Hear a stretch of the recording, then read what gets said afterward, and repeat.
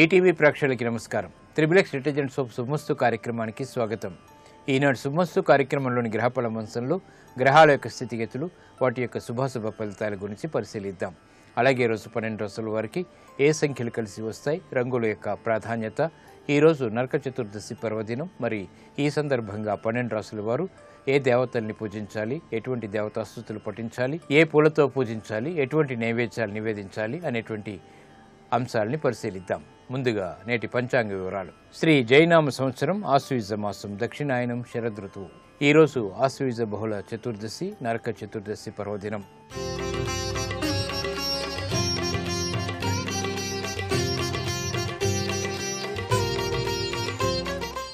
ఈరోజు చేపట్టేటువంటి ఆధ్యాత్మిక పూజలు ఉత్తమ ప్రయోజనాలను కలిగిస్తాయి.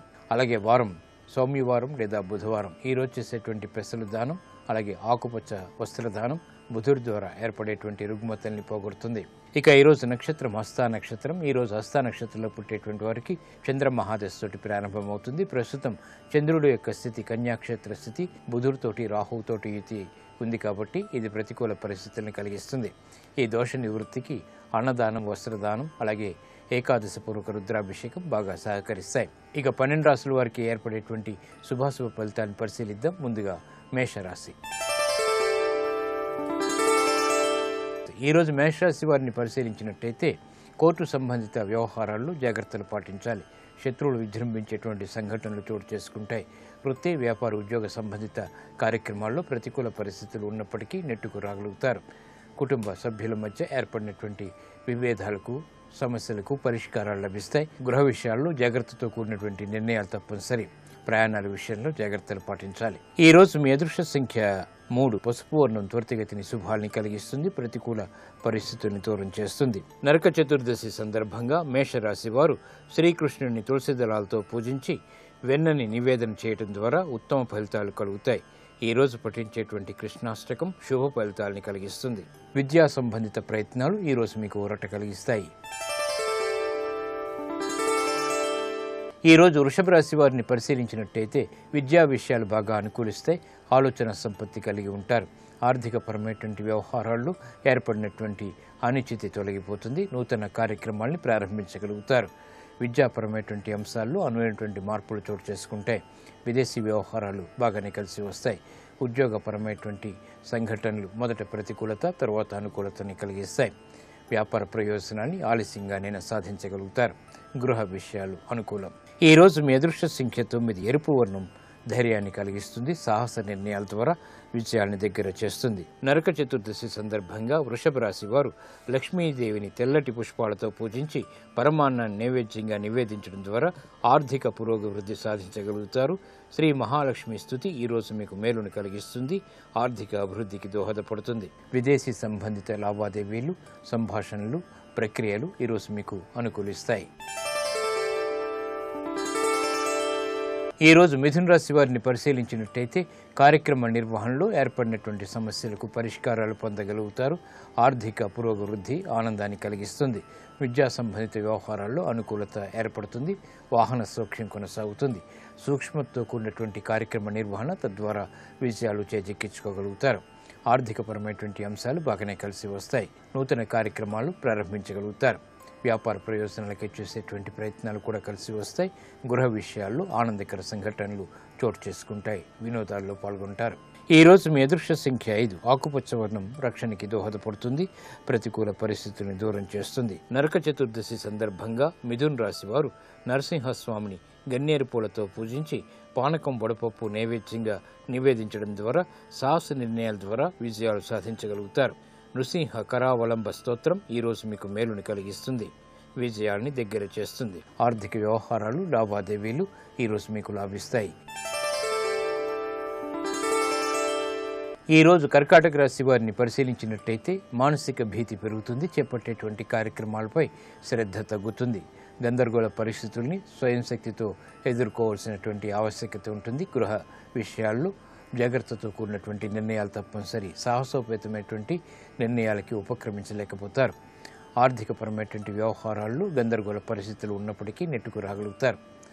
వ్యాపార వ్యవహారాల్లో జాగ్రత్తలు పాటించాలి. ఈ రోజు మీ అదృష్ట సంఖ్య 2. తెలుపు వర్ణం ప్రశాంతతను పెంచుతుంది, ప్రతికూల పరిస్థితిని దూరం చేస్తుంది. నరక చతుర్దశి సందర్భంగా కర్కాటక రాశి వారు వేణుగోపాల స్వామిని సన్నజాజులతో పూజించి పులిహోర్ని నైవేద్యంగా నివేదించడం ద్వారా జన్మ బృహస్పతి ద్వారా ఏర్పడేటువంటి మానసిక క్లేశాలు దూరం అవుతాయి. మధురాష్టక పఠనం ఈరోజు మీకు మేలుని కలిగిస్తుంది, ప్రశాంతతను పెంచుతుంది. వ్యాపార నిర్ణయాలు ఈరోజు మీకు ఊరట కలిగిస్తాయి. ఈరోజు సింహరాశి వారిని పరిశీలించినట్టయితే ఆర్థిక వ్యవహారాలు మెరుగవుతాయి. చేపట్టేటువంటి కార్యక్రమాలపై శ్రద్ధ కలిగి ఉంటారు. వ్యవహారాల్లో ఏర్పడినటువంటి సమస్యలకు పరిష్కారాలు వెంటనే పొందగలుగుతారు. సాహసోపేతమైనటువంటి నిర్ణయాలకు ఉపక్రమించగలుగుతారు. వ్యాపార ప్రయోజనాల్ని సాధించగలుగుతారు. భూ సంబంధిత వ్యవహారాల్లో అనుకూలత పెరుగుతుంది. కార్యక్రమ నిర్వహణలో నైపుణ్యం కొనసాగుతుంది. ఆర్థికపరమైనటువంటి విషయాలు అనుకూలం, ప్రయాణాలు అనుకూలం. ఈరోజు మీ అదృష్ట సంఖ్య 3. పసుపు వర్ణం త్వరితగతిన శుభాల్ని కలిగిస్తుంది, ప్రతికూల పరిస్థితుల్ని దూరం చేస్తుంది. నరక చతుర్దశి సందర్భంగా సింహరాశి వారు శ్రీ వెంకటేశ్వర స్వామిని గులాబీలతో పూజించి చక్కెర పొంగల్ని నైవేద్యంగా నివేదించడం ద్వారా సాహస నిర్ణయాల ద్వారా విజయాలు సాధించగలుగుతారు. శ్రీ వెంకటేశ్వర స్తోత్ర పఠనం ఈరోజు మీకు బలాన్ని చేకూరుస్తుంది. ఆర్థిక వ్యాపార ఒప్పందాలు ఈరోజు మీకు లాభిస్తాయి. ఈరోజు కన్యారాశి వారిని పరిశీలించినట్టయితే ఆరోగ్యంలో మంచి మార్పులు చోటు చేసుకుంటే వ్యవహారాల్లో చుక్కెదురు పరిస్థితుల్ని అధిగమించగలుగుతారు. వ్యయం ఎక్కువగా ఉన్నప్పటికీ ఆదాయాన్ని కూడా పెంపొందింప చేసుకోగలుగుతారు. సంభాషణల విషయంలో జాగ్రత్తలు పాటించాలి. ఆర్థిక విషయాలు ప్రతికూలత తర్వాత అనుకూలతని కలిగిస్తాయి. కార్యక్రమ నిర్వహణలో ఏర్పడేటువంటి సమస్యలకు పరిష్కారాలు పొందగలుగుతారు. వ్యాపార ప్రయోజనాలు దగ్గరవుతాయి. చేపట్టేటువంటి కార్యక్రమాలపై ఆసక్తి పెరుగుతుంది. ఈ రోజు మీ అదృష్ట సంఖ్య 5. ఆకుపచ్చ వర్ణం రక్షణకి దోహదపడుతుంది. ప్రతికూల పరిస్థితులను ఎదుర్కొనేటువంటి శక్తి సామర్థ్యాన్ని కలిగిస్తుంది. నరక చతుర్దశి సందర్భంగా కన్యా రాశి వారు ఆంజనేయ స్వామిని సింధూరంతో పూజించి అప్పాలను నైవేద్యంగా నివేదించడం ద్వారా సాహసోపేతమైనటువంటి నిర్ణయాల ద్వారా విజయాలు సాధించగలుగుతారు. ఆర్థిక అభివృద్ధి ఏర్పడుతుంది. హనుమాన్ చాలీసా పఠనం ఈరోజు మీకు ధైర్యాన్ని కలిగిస్తుంది, విజయాల్ని వేగవంతంగా దగ్గర చేస్తుంది. స్థిరాస్తి కొనుగోళ్లు ఈరోజు మీకు లాభిస్తాయి. ఈరోజు తులారాశి వారిని పరిశీలించినట్టయితే విదేశీ వ్యవహారాలు కలిసి వస్తాయి. ఆలోచన సంపత్తి పెరుగుతుంది. కార్యక్రమ నిర్వహణలో ధైర్య సాహసాలు పెరుగుతాయి. సోదరుల ద్వారా ఏర్పడినటువంటి సమస్యలకు పరిష్కారాలు లభిస్తాయి. వృత్తిలో అభివృద్ధికి చేపట్టేటువంటి కార్యక్రమాలు కలిసి వస్తాయి. ఆశాజనకమైనటువంటి వాతావరణం ఉద్యోగపరంగా కొనసాగుతుంది. నూతన కార్యక్రమాలు ప్రారంభించగలుగుతారు. ఆరోగ్యంలో అనుకూల పరిస్థితులు ఆనందాన్ని కలిగిస్తాయి. ఈ రోజు మీ అదృష్ట సంఖ్య 9. ఎరుపు వర్ణం ధైర్యాన్ని కలిగిస్తుంది. సాహస నిర్ణయాల ద్వారా విజయాన్ని దగ్గర చేస్తుంది. నరక చతుర్దశి సందర్భంగా తులారాశి వారు శ్రీ లక్ష్మీదేవిని బిల్వదళాలతో పూజించి క్షీరాన్నాన్ని నైవేద్యంగా నివేదించడం ద్వారా ఏలినాటి ద్వారా ఏర్పడేటువంటి ఆర్థిక చిక్కులు వీడిపోతాయి. మహాలక్ష్మి అష్టక పఠనం ఈరోజు మీకు మేలుని కలిగిస్తుంది. ఆర్థిక బలాన్ని చేకూరుస్తుంది. ఉద్యోగ ప్రయత్నాలు ఈరోజు మీకు లాభిస్తాయి. ఈరోజు వృశ్చిక రాశి వారిని పరిశీలించినట్టయితే వ్యాపారపరమైనటువంటి లాభాలను గడించగలుగుతారు. ఆరోగ్య విషయంలో చిరు సమస్యలు తలెత్తుతాయి. వ్యయం ఎక్కువగా ఉన్నప్పటికీ ఆదాయం కూడా వెన్నంటి ఉంటుంది. కార్యక్రమ నిర్వహణలో ఏర్పడినటువంటి సమస్యలకు పరిష్కారాలు లభిస్తాయి. విద్యాపరమైనటువంటి చిక్కులు వీడిపోతాయి. నూతన కార్యక్రమాల ద్వారా ఉత్తేజాన్ని పెంపొందింప చేసుకునేటువంటి అంశాలని పరిగణలోకి తీసుకోగలుగుతారు. కార్యకలాపాలని సజావుగా పూర్తి చేయగలుగుతారు. ఆరోగ్యంలో మంచి మార్పులకే చేసేటువంటి ప్రయత్నాలు కలిసి వస్తాయి. శ్రమ అధికంగా ఉన్నప్పటికీ సంతృప్తికరమైనటువంటి విజయాలు ఆనందాన్ని కలిగిస్తాయి. ఈ రోజు మీ అదృష్ట సంఖ్య 3. పసుపు వర్ణం త్వరితగతిని శుభాల్ని కలిగిస్తుంది. ప్రతికూల పరిస్థితుల్ని వేగవంతంగా దూరం చేస్తుంది. నరక చతుర్దశి సందర్భంగా వృశ్చిక రాశి వారు దత్తాత్రేయ స్వామిని తులసి దళాలతో పూజించి పొంగలిని నైవేద్యంగా నివేదించడం ద్వారా ఆర్థిక వ్యవహారాల్లో విజయాలు సాధించగలుగుతారు. శ్రీ దత్త కవచ పఠనం ఈరోజు మీకు బలాన్ని చేకూరుస్తుంది. ఆర్థిక లావాదేవీలు నిర్ణయాలు ఈరోజు మీకు లాభిస్తాయి. ఈరోజు ధనుసు రాశి వారిని పరిశీలించినట్టయితే ఉద్యోగ వ్యవహారాల్లో నూతన సమస్యలు వెలుగులోకి వస్తాయి. ఆర్థిక వ్యవహారాల్లో జాగ్రత్తలు పాటించాలి. కుటుంబ సభ్యుల మధ్య చిరు సమస్యలు తలెత్తుతాయి. ప్రయాణాల విషయంలో జాగ్రత్తలు పాటించాలి. వృత్తి, వ్యాపార, ఉద్యోగ సంబంధిత కార్యక్రమాల్లో గతంలో చేసినటువంటి పొరపాట్లు వెలుగులోకి వస్తాయి. కార్యాచరణలో చేపట్టేటువంటి వ్యవహారాల్లో జాగ్రత్తతో కూడినటువంటి నిర్ణయాల ద్వారా మాత్రమే విజయాలు దగ్గరవుతాయి. స్థిరాస్తి విషయాల్లో ప్రతికూల పరిస్థితులు కొనసాగుతాయి. ఆరోగ్య విషయంలో కూడా క్రమశిక్షణ లోపిస్తుంది. ఈరోజు మీ అదృష్ట సంఖ్య 2. తెలుపు వర్ణం ప్రశాంతతను పెంచుతుంది. ప్రతికూల పరిస్థితులను ఎదుర్కొనేటువంటి శక్తి సామర్థ్యాన్ని కలిగిస్తుంది. నరక చతుర్దశి సందర్భంగా ధనుస్సు రాశి వారు శివపార్వతుల్ని నందివర్ధనాలతో పూజించి పంచామృతాలను నైవేద్యంగా నివేదించడం ద్వారా శుభ పరిణామాలు గృహంలో చోటు చేసుకుంటాయి. లింగాష్టక పఠనం ఈరోజు మీకు మేలుని కలిగిస్తుంది. బృహస్పతి ద్వారా ఏర్పడేటువంటి ప్రతికూల పరిస్థితుల్ని దూరం చేస్తుంది. ఆరోగ్య పరీక్షలు ఈరోజు మీకు మేలుని కలిగిస్తాయి. ఈరోజు మకర రాశి వారిని పరిశీలించినట్టయితే సంతోష వార్తలు వింటారు. ఆకస్మిక ధన ప్రాప్తి లేకపోలేదు. ఒప్పందాల ద్వారా ఏర్పడినటువంటి ప్రయోజనాల్ని పొందగలుగుతారు. వృత్తి, వ్యాపార, ఉద్యోగ సంబంధిత కార్యక్రమాల్లో శుభ పరిణామాలు ఆనందాన్ని కలిగిస్తాయి. గృహ విషయాలు అనుకూలిస్తాయి. ప్రయాణాల ద్వారా ప్రయోజనాల్ని సాధించగలుగుతారు. ఆత్మవిశ్వాసం పెరుగుతుంది. కార్యక్రమ నిర్వహణలో ఆశించినటువంటి ప్రయోజనాలు వేగవంతంగా దగ్గరవుతాయి. ఈరోజు మీ అదృష్ట సంఖ్య 9. ఎరుపు వర్ణం ధైర్యాన్ని కలిగిస్తుంది. వృత్తి, వ్యాపార, ఉద్యోగ సంబంధిత కార్యక్రమాల్లో విజయాల్ని దగ్గర చేస్తుంది. నరక చతుర్దశి సందర్భంగా మకర రాశి వారు శ్రీ మహావిష్ణువుని చామంతులతో పూజించి దద్దోజనాన్ని నైవేద్యంగా నివేదించడం ద్వారా వేగవంతమైనటువంటి శుభ పరిణామాలు గృహంలో చోటు చేసుకుంటాయి. విష్ణు సహస్రనామ స్తోత్ర పఠనం ఈరోజు మీకు బలాన్ని చేకూరుస్తుంది. ఆనందాన్ని కలిగిస్తుంది.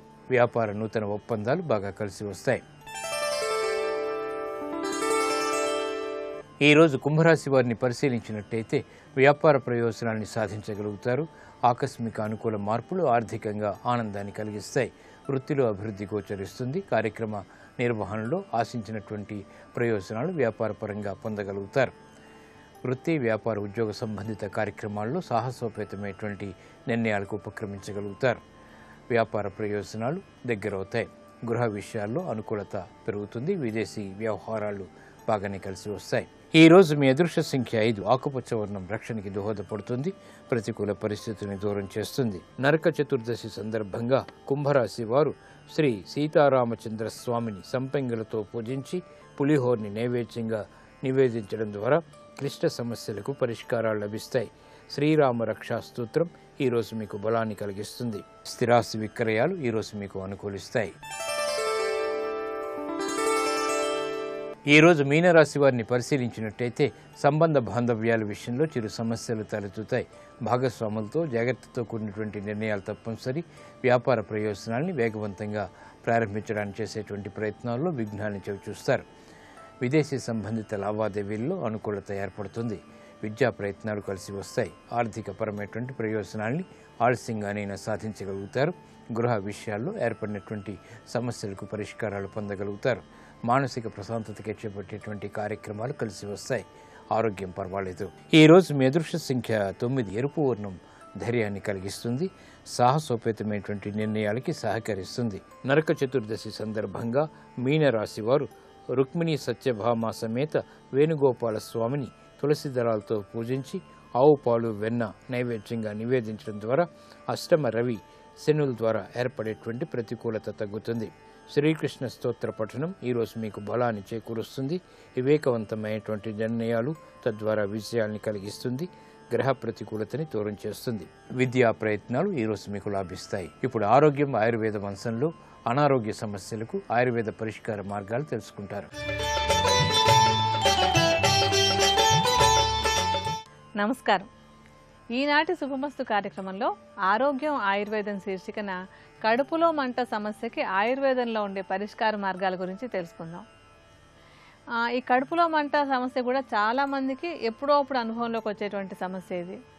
మామూలుగా ఏంటంటే మనకి కడుపులో అంటే ఏంటంటే స్టమక్ అంటాం, మనం వైద్య పరిభాషలో చెప్పేటప్పుడు స్టమక్ అంటాం. అందులో జీర్ణ రసాలు ఊరుతూ ఉంటాయి. ఆ జీర్ణ రసాలతో పాటుగా కొన్ని ఆమ్లాలు కూడా ఊరుతూ ఉంటాయి. అంటే అవన్నీ కూడా మనం తీసుకున్నటువంటి ఆహారం జీర్ణం కావడానికి అవసరమైనటువంటివి. అయితే కొన్నిసార్లు ఏమవుతుందంటే ఇటువంటి ఆమ్లాలు ఎక్కువగా ఊరుతూ ఉంటాయి. అవి ఎక్కువగా ఊరి మనం తిన్నటువంటి ఆహారం మీద కాకుండా అంటే పేగు లోపల ఉండేటువంటి ఒక పొర మీద దాని ప్రభావాన్ని చూపిస్తూ ఉంటాయి. అలాంటప్పుడు కడుపులో మంటగా ఉండడం అనేటువంటిది ఒక లక్షణంగా కనిపిస్తుంది. దాన్నే హైపర్ ఎసిడిటీ అని కూడా అంటూ ఉంటాం. ఈ సమస్యను తొందరగా తగ్గించుకోవడానికి, తేలికగా తగ్గించుకోవడానికి కూడా ఉపయోగపడేటువంటి కొన్ని మంచి మూలికలు ఉన్నాయి. ఆ మూలికలతోటి మనం ఒక ఔషధాన్ని తయారు చేద్దాం. అందులో మొట్టమొదట మనం చెప్పుకోవాల్సినటువంటిది ఏంటంటే యష్టి మధు. ఈ ఎష్టి మధుని తెలుగులో చెప్పేటప్పుడు అతి మధురం అంటాం. ఈ అతి మధురానికి ఏంటంటే కడుపులో పూత ఉన్నా కూడా తగ్గించేంత మంచి గుణం ఉన్నటువంటి, అంటే ఎసిడిటీ అది ఉన్నప్పుడు కానివ్వండి, కడుపులో మంట ఉన్నప్పుడు కానీ ఈ ఎష్టి మధుని కనుక తీసుకున్నట్టయితే తొందరగా మంటను తగ్గించుకోవచ్చు. ఎష్టి మధుని మెత్తటి చూర్ణంలాగా చేసేసి ఒక 50 గ్రాముల పరిమాణంలో తీసుకోండి. ఓం ఆంజనేయాయ నమః. ఓం మహావీరాయ నమః. ఆ తల్లి రక్షింపబడి ఉంటుంది అనుకున్నారు. వెంటనే భూలోకానికి శుభవార్తలంతా చేసేటటువంటి చారణులు భూమికి దగ్గరగా తిరుగుతున్నటువంటి వారు ఒక్కసారి చెప్పుకున్నారు. ఏమాశ్చర్యం, హనుమ 100 యోజనముల సముద్రాన్ని లంఘించి వచ్చి లంకాపట్టణాన్ని అగ్నిహోత్రానికి గురి చేశారు. లంకంతా కాలిపోయింది, కానీ ఒక్క సీతమ్మ మాత్రం అదిగో అలాగే ఉంది. చాలా ఆశ్చర్యకరమని తెల్లబోతున్నారు. ఆ తెల్లబోతుండగా నా తల్లి జీవించి ఉన్నదన్న సంతోషంతో ఒక్కసారి ఎగిరి వెళ్ళి అశోకవనంలో సీతమ్మ దగ్గర నిలబడి, అమ్మా నీకు శుభవార్తలు రానున్నాయమ్మా, నేను బయలుదేరుతున్నాను, రామచంద్రమూర్తి వస్తారు, రావణ సంహారం అవుతుంది, నీకు పట్టాభిషేకం అవుతుందంటే, నాయనా ఇంతకాలానికి రా, రామకథ విన్నాను, రామనామం విన్నాను, నా మనసు చల్లబడింది, వెళ్ళిపోకురా తండ్రి, ఇంకొక రోజు ఉండి రామకథ చెప్పరా నాయనా అని అడిగింది తల్లమ్మ. నేను వెళ్ళాలమ్మా, వెళ్ళి రాముణ్ణి పంపాలి, సీతారాములకు పట్టాభిషేకం జరగాలి, బయలుదేరుతానని అమ్మని ఊరడించి గబగబా బయలుదేరి అక్కడ ఉన్నటువంటి అరిష్టమన్న పర్వతం దగ్గరికి వెళ్ళారు. తుంగపద్మ కజుష్టాభిర్నీలాభిర్వనరాజిభి సోత్తరీయమివాంబోదై శృంగాంతర విలంబిభి అంటారు మహర్షి. ఇంటికి ఎవరైనా పెద్దలు వచ్చినప్పుడు ఎడంభుజం మీద ఉత్తరీయం వేసుకుని స్వాగతం పలకాలి. కాబట్టి ఆ పర్వతంట నల్లని ఏనుగులు, ఎర్రని మచ్చలు కలిగినటువంటి వాటితో నిండినదై పర్వతముల మీద వెళ్ళేటటువంటి మేఘములను తనకి ఉత్తరీయంగా వేసుకుని హనుమకి స్వాగతం పలికిందిట. ఒకసారి పైకి లేచి 100 యోజనముల సముద్రాన్ని దాటి మళ్ళీ మహేంద్రగిరి పర్వతం వైపుకి వెళ్ళిపోతున్నారు. అక్కడ ఆయన దగ్గరికి వస్తుండగా ఒక పెద్ద మహానాదం చేశారు హనుమ. వానరులందరూ ఇలా దోసిళ్ళు పట్టి చూస్తున్నారు. సీతాదర్శనం అయిందో అవలేదో, అయితే మనం బతుకుతాం, అవకపోతే సుగ్రీవుడు చంపేస్తాడు. అంత మహానాదం చేశారు. ఆ నాదానికి అర్థం ఏమిటి అని జాంబవంతుడిని అడిగారు. అడిగితే జాంబవంతుడు అన్నాడు, సర్వదా కృతకార్యోసా హనుమాన్నత్ర సంశయ నహ్యస్య కృతకార్యస్య నాదయేవం విదో భవేత్. హనుమని నమ్మి ఎప్పుడైనా ఏదైనా కార్యం అప్పజెప్పి చెయ్యమని అడిగితే చెయ్యకపోవడం అన్నది ఉండదు, చేసి తీరుతారు. అందుకే ఇంతటి మహానాదం చేశారు అంటే సీతాదర్శనం అయింది, మీరెవరూ బెంగపెట్టుకోకండి అన్నారు. బాగా దగ్గరకొచ్చి ఏమంటాడో అని ఉత్కంఠతో రక్తనాళాలు బద్దలైపోయేటట్టు అందరూ అలా చూస్తున్నారు. ఒక్కసారి ఆ వానరులందరి వంక చూసి దృష్ట్వా సీతేతి విక్రాంతః సంక్షేపేణంజవేదయత్ నిశసాజత హస్తేన గృహీత్వా వాలిన సుఖం. సీతమ్మ తల్లి చూడబడెను అని ఒక్క మాట అనేటప్పటికి అక్కడ ఉన్న వానరాలన్నీ కూడా పొంగిపోయి తమ తోకలన్నిటినీ కూడా నిలువుగా పెట్టి కర్రల్లా పెట్టి సంతోషంతో ఎగురుతున్నాయి, పర్వతాలు ఎక్కుతున్నాయి, కిందకి దూకుతున్నాయి, పళ్ళు తెస్తున్నాయి, తేనె తెస్తున్నాయి, హనుమకిస్తున్నాయి, ముట్టుకుంటున్నాయి, నమస్కారాలు పెడుతున్నాయి, గంతులేస్తున్నాయి, పరిగెడుతున్నారు. అంగదుడు మొదలైన వాళ్ళని తీసుకున్నారు, జాంబవంతుడిని తీసుకున్నారు. పక్కనున్న పర్వత గుహలో కూర్చుని తాను బయలుదేరి నుంచి జరిగినటువంటి సందర్భాన్నంతటినీ వివరణ చేశారు. రాముడి దగ్గర తన గొప్పతనం చెప్పరు, వానరులతో చెప్తారు తాను ఎంత కష్టపడి వెళ్ళారో, ఎన్ని ఇబ్బందులు పడ్డారో, ఎలా వాటన్నింటినీ కూడా అధిగమించారో చెప్పారు. చాలా సంతోషించిన తరువాత అక్కడ ఉన్న అంగదుడు అన్నాడు, ఇప్పటికే చాలామంది రాక్షసుల్ని హనుమ చంపేశారు, ఎందుకు ఇక్కడి నుంచి మనం వెనక్కి వెళ్ళి రాముడికి చెప్పడం, ఇలా వెళ్ళి రావణాసురుడిని చంపేసి సీతమ్మని తీసుకెళ్ళిపోదాం అన్నాడు. ఆవేశపరుతుడు అంగదుడు. జాంబవంతుడు పెద్దవాడన్నాడు, తప్పు, రామచంద్రమూర్తి మనని చెయ్యమని చెప్పిన పని తప్ప చెయ్యమనని పని చెయ్యకూడదు. పెద్దవాడైన రామచంద్రమూర్తికి, ప్రభువైన సుగ్రీవుడికి చెప్పి వాళ్ళు ఎలా చెప్తే అలా చేద్దాం, పదండని ఎగురుకుంటూ వెళ్ళిపోతున్నారు. ఆకాశంలో వెగిడిపోతుంటే ఈ హనుమే సీతాదర్శనం చేశారని పొంగుతో ఒక్కొక్క వానరం వస్తోంది, ముట్టుకుంటోంది, ఆడుకుంటోంది, ఎగురుకుంటూ వెళ్ళిపోయారు. తీరా కిష్కింధా నగరానికి వెళ్ళిన తర్వాత మధువనం కనబడింది. ఎక్కడ చూసినా చెట్లు, వాటి నిండా తేనె పట్లు. అందులోకి వెళ్ళి ఎవ్వరూ తేనె తాగరు, అక్కడికి వెళ్ళి పళ్ళు తినరు. సుగ్రీవుడు యొక్క మేనమామ దదిముకుడు అనబడేటటువంటి ఒక పెద్ద వానరుడు దాన్ని రక్ష చేస్తూ ఉంటాడు. అటువంటి వనంలోకి వాలి సుగ్రీవులే వెళ్ళి ఎన్నడూ అక్కడ ఉన్న పళ్ళు మొదలైనవి తినరు, దాన్ని అలా రక్షిస్తూ ఉంటారు. అటువంటి వనాన్ని చూడగానే వానరులందరూ యువరాజైన అంగదుణ్ణి అడిగారు, ఇవాళ హనుమ సీతాదర్శనం చేశారు కాబట్టి మనం వనంలోకి వెళ్ళి తేనె తాగుదాం, అనుమతి ఇమ్మన్నారు. అంటే బహుశా రామాయణ కాలంలోనే మొట్టమొదటి టీ పార్టీ ప్రారంభమైందనమాట. అనగానే యువరాజైనటువంటి అంగదుడు అనుమతించాడు. సీతమ్మ తల్లి యొక్క జాడ తెలిసింది కాబట్టి ఈ శుభ సమయంలో మీరందరూ వెళ్ళి మధువు తాగండి అన్నాడు.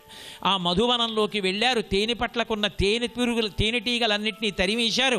ఆ పట్లన్నీ చేత్తో పట్టుకున్నారు, నోళ్లల్లో పెట్టుకున్నారు, పిండేశారు, షేర్లకి షేరు తేనె తాగేశారు. అంత తేనె తాగేశారేమో ఆ మధువు తాగేటప్పటికి ఒళ్ళు స్పృహలు తప్పిపోయి, స్థిమితాలు తప్పిపోయి ఒక్కొక్కళ్ళు గాయంతి కేచిత్, ప్రణమంతి కేచిత్, నృత్యంతి కేచిత్, ప్రహసంతి కేచిత్, ప్లవంతి కేచిత్, ప్రళపంతి కేచిత్.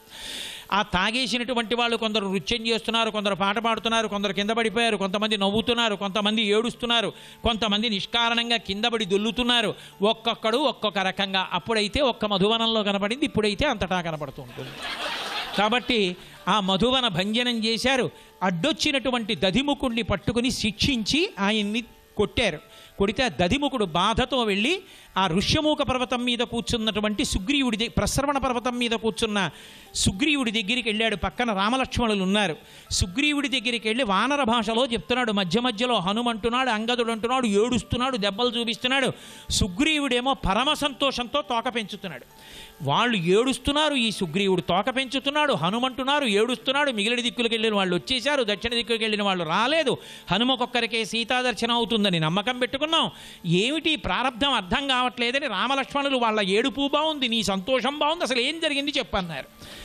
అంటే నేను చెప్పాను కదా, దక్షిణ దిక్కుకు వెళ్ళినటువంటి హనుమ ఒక్కరే సీతాదర్శనం చెయ్యగలరు. ఆయనకి దర్శనం అయింది, అందుకే మధువన భంజనం చేశారు. కాబట్టి ఆ వానరులందరినీ నా దగ్గరికి ప్రవేశపెట్టమన్నారు. వానరులందరూ గబగబా బయలుదేరి వచ్చారు. ఆ రామచంద్ర ప్రభువుని చూసిన తరువాత రామచంద్రమూర్తి సంతోషంగా అడిగారు, ఎలా ఉంది సీతమ్మని. నియతాం అక్షతాం సీతాం రాఘవాయన్యవేదయత్. ఆ తల్లి నియమంగా, పరమ పవిత్రంగా, నియందు మనసుతో ఉన్నది అని సీతమ్మ తల్లి యొక్క విషయం చెప్పారు. అప్పుడు ఒక ప్రశ్న అడిగారు, నాయందు సీతమ్మ ఎట్లున్నది అని అడిగారు. అప్పుడు మిగిలిన వాళ్ళు పక్కకి తప్పుకుని, ఇది తెలిసిన్నవారు హనుమ, ఆయన్ని ముందుకు తీసుకురండి అన్నారు. అప్పటి వరకు హనుమ చెప్పారు కదా, వీళ్ళే చూసినట్టు చెప్పేస్తున్నారు. అప్పుడు హనుమని ముందుకు తీసుకొచ్చారు. హనుమ ఎక్కువ మాట్లాడరు. సీతమ్మ తల్లి ఏ దిక్కునున్నదో ఆ దిక్కుకి తిరిగి నమస్కరించారు.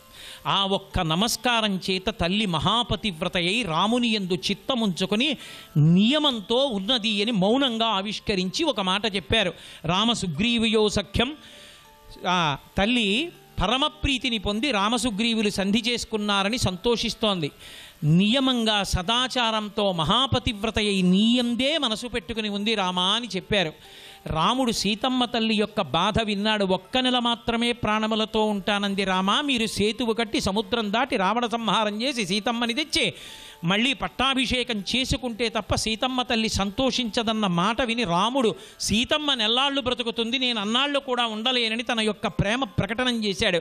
అప్పుడు స్వామి హనుమ రామచంద్ర ప్రభువుతో ఒక మాట చెప్పారు. తతోమయా వగ్విదధీన భాషిత శివాభిరిష్టాభిరభిప్రసాదిత జగామ శాంతిం మమ మైథిలాత్మజ తవాపి శోకేన తదాభిపీడిత. అదిగో రామచంద్రమూర్తి సీతమ్మ తల్లి కోసం శోకిస్తున్నాడని సీతమ్మ తల్లి శోకిస్తోంది తప్ప ఇంకా సీతమ్మ తల్లికి శోకించడానికి కారణం లేదు. ఆమె శోకం పోయింది. నా మాటల చేత సీతమ్మ తల్లి యొక్క శోకాన్నంతటినీ పోగొట్టాను అని చెప్పారు. సుందరకాండ వింటే ఏం జరుగుతుంది అంటే ఎవరికున్న శోకమైనా పోయి శాంతిని పొందుతారు. అందుకే నా మాటల చేత శోకాన్ని పోగొట్టుకొని సీతమ్మ తల్లి శాంతితో ఉన్నది అన్న మాటలతో కూడిన శ్లోకంతో సుందరకాండ పూర్తయింది.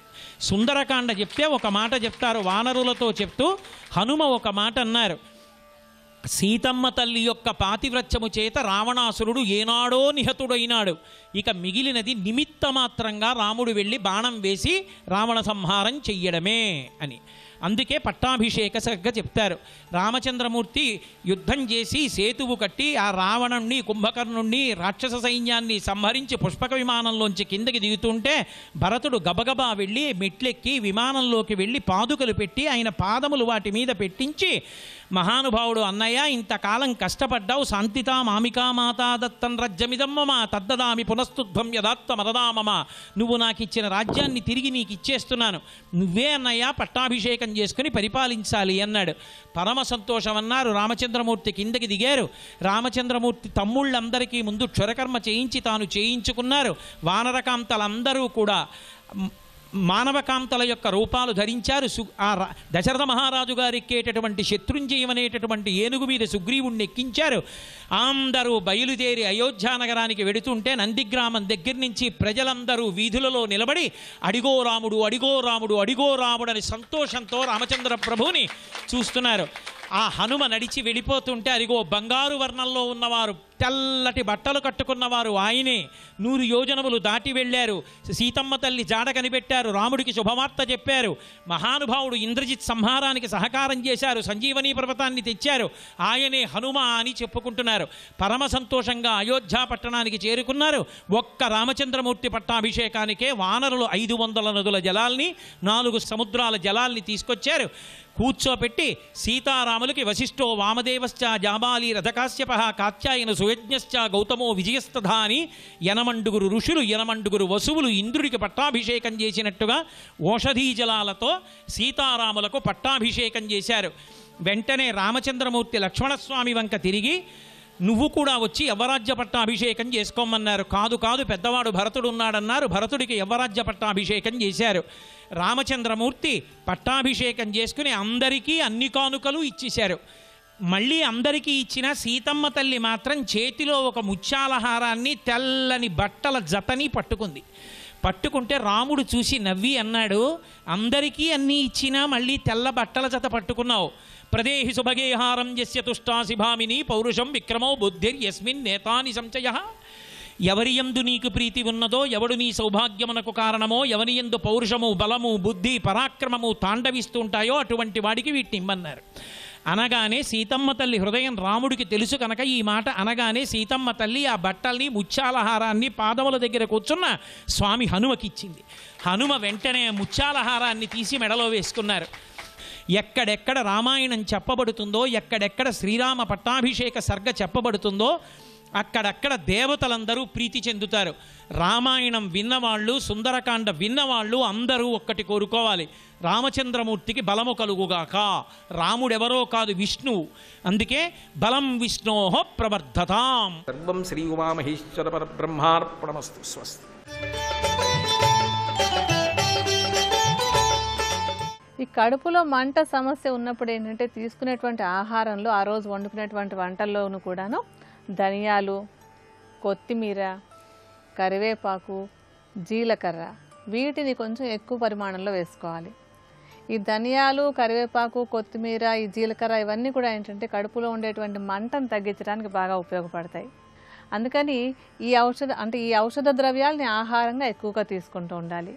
అలాగే మనం ఔషధం తయారీలో మొట్టమొదటి మూలిక గురించి ఇందాక చెప్పుకున్నాం కదా, ఆ మిగతా 2 మూలికలు ఏమేంటంటే, ఒకటి శతావరి.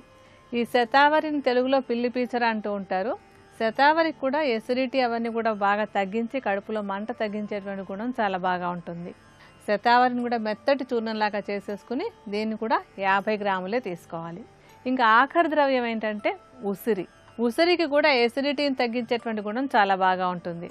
యాక్చువల్గా ఏంటంటే ఉసిరికాయలో ఒక ఉప్పు రుచి తప్ప మిగతా 5 రుచులు కూడా బాగా ఉంటాయి. మామూలుగా ఏ పుల్లటి పదార్థం అయినా సరే ఎసిడిటీని పెంచేది అవుతుంది. అయితే ఈ ఉసిరికాయ మాత్రం దీనిలో ఉండేటువంటి కొన్ని ప్రత్యేక గుణాల వల్ల, ఇతర రసాలు కూడా ఇందులో ఉండటం వల్ల కడుపులో మంటను తగ్గించడానికి ఉపయోగపడుతుంది. ఉసిరి పెచ్చుల్ని ఎండబెట్టి చూర్ణంలాగా చేసేసి ఈ చూర్ణాన్ని కూడా 50 గ్రాముల పరిమాణంలోనే తీసుకోండి. ఈ 3 మూలికలు అంటే ఇందాక మనం తీసుకున్నటువంటి ఈ అతిమధురం, తర్వాత శతావరి, ఉసిరి, ఈ 3 చూర్ణాలని బాగా కలిపేసుకుని ఈ మిశ్రమాన్ని ఉదయం ఒక్కసారి, సాయంత్రం ఒకసారి ఒక చిన్న చెంచాడు పరిమాణంలో తీసుకొని కొంచెం నేతిని కలుపుకొని 2 పూట్ల తీసుకుంటున్నట్టయితే కనుక కడుపులో మంటను తేలిగ్గా తగ్గించుకోవచ్చు. మరికొన్ని అనారోగ్య సమస్యలు, వాటికి ఉండేటువంటి ఆయుర్వేద పరిష్కారాల గురించి శుక్రవారం నాటి శుభమస్తులో తెలుసుకుందాం.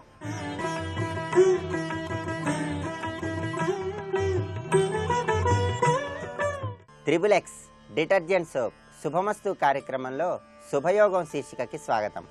ఈ శీర్షికన రత్నధారణ ప్రయోజనాలు అనే అంశం గురించి పరిశీలిద్దాం.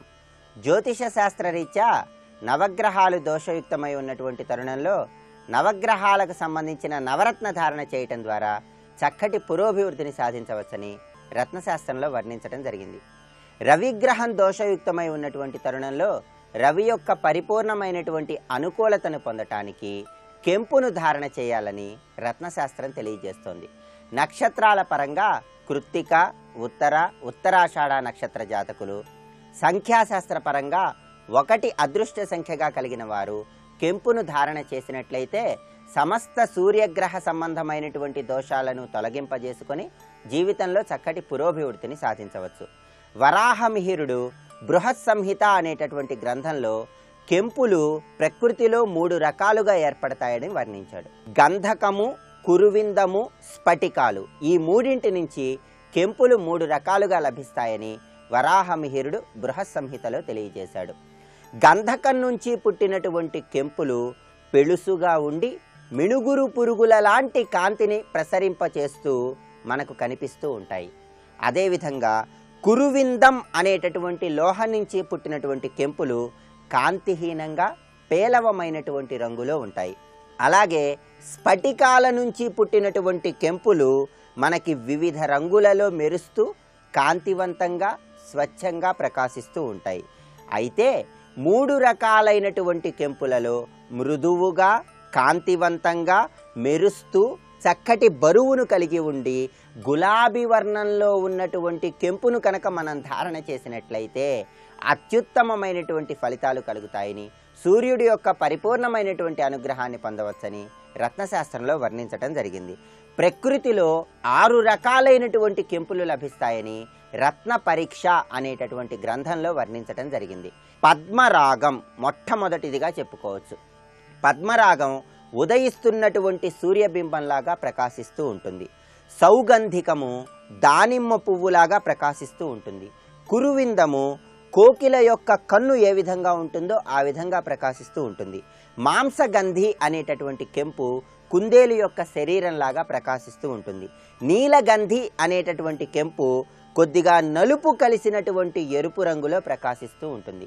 ఇక ఆఖరిదైనటువంటి కోమలము అనేటటువంటి కెంపు పావురం మెడలో ఉన్నటువంటి గులాబీ రంగులాగా ప్రకాశిస్తూ ఉంటుంది.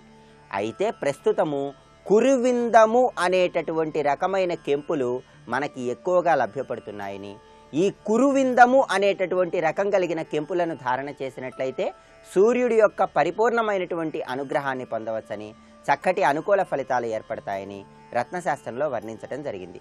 కెంపులలో కొన్ని దోషాలను కూడా రత్నశాస్త్రం వర్ణించింది. కెంపులలో ఉన్నటువంటి దోషాలను మనం పరిశీలించినట్లయితే కెంపులకి పటల దోషం ఉంటుంది. పటల దోషం అంటే కెంపు పాలిపోయినట్లుగా తెల్లగా కనిపిస్తే దాన్ని పటల దోషం అంటారు. అదేవిధంగా కెంపు పగిలినట్లుగా బీటలు కనిపించినట్లయితే త్రాస దోషం అంటారు. కెంపులో చిన్న చిన్న ముక్కల్లాగా మనకు కనిపించినట్లయితే భిన్న దోషము అంటారు. కెంపును పరిశీలించినప్పుడు రకరకాల పొరలు మనకు కనిపించినట్లయితే జర్ఘర దోషము అంటారు. కెంపులకి ఆకర్షణ తక్కువగా ఉన్నట్లయితే కర్కశ దోషము అంటారు. కెంపు మీద నల్లటి మచ్చలు మనకు కనిపించినట్లయితే నీల దోషము అంటారు. కెంపు ధారణ చేయాలనుకున్న వాళ్ళు ఎవరైనా సరే పటల దోషము, త్రాస దోషము, భిన్న దోషము, జర్ఘర దోషము, కర్కశ దోషము, నీల దోషం అనే 6 రకాలైన దోషాలు లేనటువంటి ఉత్తమమైన కెంపును ధారణ చేసినట్లయితే చక్కటి సత్ఫలితాలు ఏర్పడతాయని రత్నశాస్త్రంలో వర్ణించడం జరిగింది. కెంపును ధారణ చేయటం ద్వారా అపారమైనటువంటి ధన సంపత్తి, కీర్తి ప్రతిష్టలు, ఆరోగ్యము, వాక్ పటిమ ఏర్పడతాయని రత్నశాస్త్రంలో వర్ణించడం జరిగింది. మొట్టమొదటిసారిగా కెంపును ధారణ చేసేటటువంటి సమయంలో ఆదివారం నాడు సూర్యగ్రహ ఆలయంలో కానీ విష్ణుమూర్తి ఆలయంలో కానీ ఎర్రటి పుష్పాలతో కెంపును పూజించి ఆ తర్వాత 2.5 క్యారెట్లు ఉన్నటువంటి కెంపును కుడి చేతి యొక్క ఉంగరం వేలుకు ధారణ చేసినట్లయితే సూర్యగ్రహం యొక్క పరిపూర్ణమైనటువంటి అనుగ్రహాన్ని పొంది ఉద్యోగ వ్యాపారాలలో, ఆర్థిక వ్యవహారాలలో, విదేశీయానానికై చేసే సర్వ ప్రయత్నాలలో చక్కటి పురోభివృద్ధిని సాధించవచ్చు. ఇంకా రత్నధారణకు సంబంధించిన మరిన్ని ఆసక్తికరమైన విశేషాంశాలను గురించి వచ్చే బుధవారం శుభమస్తు కార్యక్రమంలో శుభయోగం శీర్షికన తెలుసుకుందాం.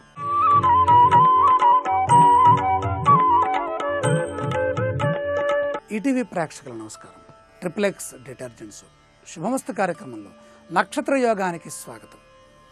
మృగశిర నక్షత్రంలో జన్మించిన వారికి శుక్రుడి యొక్క అనుగ్రహం చేత లలిత కళలు, కవిత్వము, సంగీతము, నృత్యము, వేదము, వీటికి సంబంధించినటువంటి విద్యలు, వృత్తులు, అలాగే విద్యుత్ సంబంధమైనటువంటి అంశాలలో కూడా వీరు రాణిస్తారు. అంటే వైద్య, ఇంజనీరింగ్ రంగంలో, అలాగే బుధుడికి సంబంధించి ఉండటం చేత కంప్యూటర్ సంబంధించినటువంటి రంగాలు, ఎలక్ట్రానిక్స్, ఎలక్ట్రికల్స్, సివిల్స్, ఈ రంగాల్లో వీళ్ళు రాణిస్తారు. ప్రధానంగా 2వ పాదంలో జన్మించడం ద్వారాగా ఇది బుధాంశలోకి వస్తుంది. రాశి మాత్రము వృషభంలోనే ఉన్నది. వృషభ రాశిలో చివరి పాదం. ఈ వృషభ రాశిలో ఉన్నటువంటి నక్షత్రాలలో మృగశిర, అర్ధం, వృషభం, ఈ శుక్రుడి యొక్క ప్రభావంతో బుధుడి యొక్క అనుగ్రహాన్ని పొందినటువంటి 2వ పాదము గణిత ప్రావీణ్యాన్ని ప్రసాదిస్తుంది. చురుకైనటువంటి మేధా సంపద వీరికి విశేషంగా కలిగి ఉంటుంది. పట్టుదల ఉంటుంది. ఎంతటి కార్యక్రమాన్నైనా సరే సులువుగా, శుభప్రదంగా, తేలిగ్గా చేయగలిగినటువంటి శక్తి సామర్థ్యాలు కలిగి ఉంటారు. 2వ పాదం. 2వ పాదం గణితానికి సంకేతం. ఈ నక్షత్రము సర్పాంశను పొంది ఉంటుంది. అంటే నక్షత్రము, జంతువు సర్పము, ఆడ సర్పము. ప్రతి పనిలో కూడా వినయ విధేయతలు కలిగి ఉంటారు వీళ్ళు. శాస్త్రం ఏం చెబుతుందంటే శరాసనాభ్యాసరతో వినీత, వినీత వినయవంతులై ఉంటారు. శరాసన ప్రయోగము అంటే బాణము ఎలా అయితే వెళుతుందో వీళ్ళ యొక్క ఆలోచనలు, వీళ్ళకు ఉన్నటువంటి కుశాగ్ర బుద్ధి అంత సున్నితంగా, అంత విశేషంగా, అంత వినయవంతంగా, చలాకీతనంగా ఉంటుంది. 2వ పాదంలో ధనము యందు జాగ్రత్త, ధనాన్ని కూడగట్టడంలో విశేషమైనటువంటి సామర్థ్యాన్ని ప్రదర్శిస్తూ ఉంటారు. మిత్రులు ఎక్కువగా ఉంటారు. కళల యందు ఆసక్తి కలిగి ఉంటారు. అలంకరణ వస్తు విషయముల యందు ఇష్టత కలిగి ఉంటారు. అలంకార ప్రియులై ఉంటారు. ఆకర్షణీయమైనటువంటి శరీర సౌందర్యం కూడా వీళ్ళకు ఉంటుంది. ఉద్యోగంలో విశేషంగా రాణిస్తారు. ఇంకా ద్వితీయ పాదాన్ని కనుక మనం పరిశీలిస్తే ద్వితీయ పాదస్య బుధాంశ యజ్ఞరత సువాచక భోగవాన్, ఈ విషయం చెబుతుంది నక్షత్ర చూడమని. యజ్ఞరత మంచి దేవతా సంబంధమైనటువంటి పూజ, జప, తప, యజ్ఞములు చేసేటటువంటి సామర్థ్యం ఉంటుంది. వాటి యందు ఇష్టత ఉంటుంది. దైవాన్ని స్మరించటము, దైవాన్ని ధ్యానించటంలో వీళ్ళకి ఇష్టత అధికంగా ఉంటుంది. దాంతోపాటుగా సువాచక, మంచి వాక్కులుంటాయి, స్పష్టమైన పలుకు, అలాగే సత్యవంతమైనటువంటి వాక్ శక్తి వీళ్ళకి కలిగి ఉంటుంది. అలాగే భోగవాన్, విశేషమైనటువంటి భోగములని, సుఖములని అనుభవించేటటువంటి సామర్థ్యం, గృహ సుఖము, వాహన సౌఖ్యము, ఇలాంటివన్నీ కూడా, గౌరవము, మర్యాద, ఇవన్నీ కలిగి ఉంటారు. మృగశిర నక్షత్రం 2వ పాదంలో జన్మించిన వారికి ఆరాధ్య దైవం శ్రీమన్నారాయణమూర్తి. విష్ణువుని ఎక్కువగా ఆరాధించాలి. లేత ఆకుపచ్చ రంగు శుభ కార్యక్రమాల్లో ధరించడం ద్వారాగా వీళ్ళకి విశేషమైనటువంటి మనోచైతన్యం, ఉత్సాహం, ఇవన్నీ కూడా అలవరతాయి. అదృష్టవారము బుధవారం. మృగశిర నక్షత్రానికి నాగేంద్రుడు అధిష్టాన దైవంగా ఉండటం, మృగశిర నక్షత్రము సర్పాంశను పొంది ఉండటం ద్వారాగా సుబ్రహ్మణ్య ఆరాధన వల్ల కార్యసిద్ధి విశేషంగా కలుగుతుంది. ఇప్పుడు ఆరోగ్యం యోగా అనే శీర్షికన అనారోగ్య సమస్యల నివారణకే ఉపకరించే కొన్ని యోగాసనాలను పరిశీలన చేద్దాం. నోటిపూత నివారణకు ఉపకరించే శీతలి ప్రాణాయామం. నోటిపూత అనేది సర్వసాధారణంగా ఎదుర్కొనే అనారోగ్య సమస్య. B12 విటమిన్ లోపం వల్ల కూడా నోటిపూత ఏర్పడుతుంది. అతి శీతల, అతి ఉష్ణ ఆహార పానీయాల్ని స్వీకరించినప్పుడు నోటి భాగంలోని పైపొర తొలగి నోటిపూత ఏర్పడవచ్చు. పొగాకు ఉత్పత్తులు, వక్కపొడి, అధికంగా తాంబూల సేవనం, మద్యపానం చేసే అలవాటు ఉన్నవారికి తరచూ నోటిపూత రావచ్చు. ఈ సమస్య పరిష్కారానికి శీతలి ప్రాణాయామం చక్కగా ఉపయోగపడుతుంది. పద్మాసనంలో కానీ సుఖాసనంలో కానీ కూర్చొని నాలుకను గొట్టంలా నిలువుగా మడిచి ఆ గొట్టం లాంటి నాలుక ద్వారా గాలిని లోపలికి తీసుకోవాలి. దీనివల్ల నోటిపూత సమస్య క్రమేపీ తగ్గుతుంది.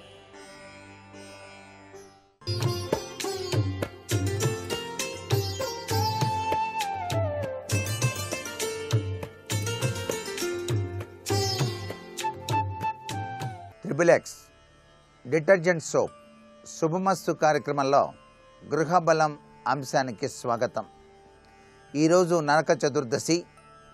ఈటీవీ ప్రేక్షకులందరికీ కూడాను శుభాకాంక్షలు తెలియజేస్తూ, అభ్యంగన స్నానానంతరం చక్కగా లక్ష్మీదేవి యొక్క అనుగ్రహ కటాక్ష వీక్షణాల్ని సంపాదించిన తర్వాత దీపావళి పర్వదినాన గృహంలో లక్ష్మీ యొక్క అనుగ్రహం పొందడానికి రేపటి రోజున ఏమి ఆచరించినట్లయితే మనకు గృహబలరీత్యా విశిష్టవంతమైనటువంటి ప్రభావంతో మనం జీవితాన్ని గడపడానికి ఆస్కారం ఉంటుందో తెలుసుకుందాం. దీపావళి పర్వదినం నాడు తప్పనిసరిగా ఉదయం పూట ప్రతి ఒక్కరూ కూడాను పంచపల్లవాలు అని ఉంటాయి. ఆ పంచపల్లవాల్ని నీటిలో వేసి స్నానం ఆచరించడం సర్వత్రా కూడాను గృహ యోగ తత్వరీత్యా చాలా విశిష్టవంతమైన ప్రభావాన్ని కలిగింపజేస్తుంది. ఇకపోతే ఆవు పేడను కొద్దిగా శుభ్రమైన నీటిలో కలిపి గోమయ స్నానం కూడా చేయవచ్చు. కొద్దిగా పాలు, ఆవు పాలు నీటిలో వేసుకొని ఈరోజు స్నానం చేసినా కూడాను లక్ష్మీ కటాక్ష సిద్ధి కలుగు తీరుతుంది. రేపు రోజు దీపావళి నాడు తప్పనిసరిగా మోదుగు పువ్వు, మారేడు ఆకు, తామర పువ్వు, దర్భలు ఇవి సంపాదించి వీటన్నిటినీ కనుక నీటిలో కనుక వేసి స్నానం చేసినట్లయితే తప్పనిసరిగా లక్ష్మీ కటాక్ష సిద్ధి కలిగి తీరుతుంది సుమా అని చెప్పేసి మనకు శాస్త్రంలో చెప్పారు. ఇంటిలో పూజా మందిరంలో పూజ చేసేటప్పుడు కూడాను పొడుగాటి కుందుల్లో చక్కగా నువ్వుల నూనె వేసి లేక ఆవు నెయ్యి వేసి 5 ఒత్తులు వెలిగించి లక్ష్మీదేవి దగ్గర దీపారాధన చేయాలి. ఆ దీపారాధన చేసిన తర్వాత మీ దగ్గర కనుక కస్తూరికాయ కానీ ఏకాక్షి నారికేళం కానీ ఉన్నట్లయితే అది మీ పూజా మందిరంలో ఉంచి లక్ష్మీ అష్టోత్తరం కనుక చదివి చక్కగా లక్ష్మీదేవికి వలసినటువంటి నైవేద్యాన్ని కనుక సమర్పించినట్లయితే ఆ గృహంలో ఎల్లవేళలా కూడాను లక్ష్మీ కటాక్ష సిద్ధి కలిగి తీరుతుంది సుమా అని చెప్పేసి శాస్త్రం. దీపావళి నాడు మీ గృహంలో ప్రతి ఒక్క గోడ పైన గృహం అంతా కూడాను అందమైనటువంటి దీపాలని అలంకరించాలి. దీపలక్ష్మి స్వాగతం అని చెప్పేసి అమ్మవారిని ఆహ్వానించినట్లవుతుంది మీ ఇంటిలోనికి. అప్పుడు లక్ష్మీదేవి తప్పనిసరిగా ఇంటిలోనికి ప్రవేశిస్తుంది అని చెప్పేసి శాస్త్రవచనం. ఏది ఏమైనప్పటికీ కూడా వామనమూర్తి యొక్క తత్వానికి నిదర్శనంగా బలిచక్రవర్తికి కూడాను మనం కృతజ్ఞతలు తెలుపుకునే విధంగా ఇంటి ముంగిట నువ్వుల నూనెతో దీపం అనేటువంటిది పెట్టి తీరాలి. ఇలా గనక పెట్టినట్లయితే తప్పనిసరిగా ఆ యొక్క విష్ణుమూర్తి యొక్క అనుగ్రహంతో పాటుగా బలిచక్రవర్తి యొక్క అనుగ్రహ కటాక్ష వీక్షణాలు కూడా మనకు ప్రసాదింపజేసుకోవడానికి గృహంలో సర్వత్రా కూడా శుభదాయకంగా ఉంటుంది. అంతేకాకుండా శ్రీ సూక్త పఠనం, కనకదారాదేవి యొక్క స్తవం, లక్ష్మీ అష్టోత్తరం, పద్మ పుష్పాలతో గనక అర్చన చేసినట్లయితే కలువ పువ్వులు ఆ తల్లికి చాలా ప్రీతివంతమైనవి కాబట్టి పద్మప్రియే పద్మిని పద్మాలయే పద్మదళాయతాక్షి అన్నారు. కాబట్టి ఆ పద్మ పుష్పాల్ని సేకరించి ఈ దీపావళి సుదినాన ఎవరైతే లక్ష్మీదేవిని పద్మ పుష్పాలతో ఇంటిలో ఆరాధన చేస్తారో వారి ఇంట లక్ష్మీ కటాక్ష సిద్ధి కలిగి తీరుతుంది అని చెప్పేసి శాస్త్రం. ఆ తల్లికి చక్కగా అన్నం పరవాన్నం అంటే పాలతో చేసినటువంటి అన్నపు పరమాణాన్ని నైవేద్యంగా పెట్టాలి. అలా మనం గనక నైవేద్యం గనక సమర్పించి లక్ష్మీ అష్టోత్తరము, అష్టలక్ష్మీదేవి యొక్క సంబంధించినటువంటి శ్లోకాలు చక్కగా పఠనం చేస్తూ లక్ష్మీ పూజ చేస్తారో వారికి లక్ష్మీదేవి యొక్క అనుగ్రహ కటాక్ష వీక్షణాలు వచ్చి తీరుతాయి. మరికొన్ని ముఖ్య విషయాలు శుక్రవారం నాటి శుభమస్తు కార్యక్రమంలో తెలుసుకుందాం. ఇప్పుడు ఆరోగ్యం యోగా అనే శీర్షికన అనారోగ్య నివారణకు ఉపకరించే యోగాసనాలు ఏమిటో చూద్దాం. నోటిపూత అనేది సర్వసాధారణంగా ఎదుర్కొనే అనారోగ్య సమస్య. అతి శీతల, అతి ఉష్ణ ఆహార పానీయాల్ని స్వీకరించినప్పుడు నోటి భాగంలోని పైపొర తొలగి నోటిపూత ఏర్పడవచ్చు. ద్విహస్త విస్తృత సర్వాంగాసనం కూడా నోటిపూత సమస్యను తగ్గిస్తుంది. ముందుగా నేలపై శీర్షాసనం వెయ్యాలి. ఈ స్థితిలో కుడి చేతిని కుడివైపు, ఎడమ చేతిని ఎడమ పక్కకు చాపాలి. శరీర బరువంతా శిరస్సుపైనే ఉండాలి. ఈ ఆసన సాధన వల్ల నోటిలోని అన్ని భాగాలకు రక్త ప్రసరణ మెరుగవుతుంది. నోటిపూతకు కారణమయ్యే వ్యాధికారిక పరిస్థితులు తొలగుతాయి.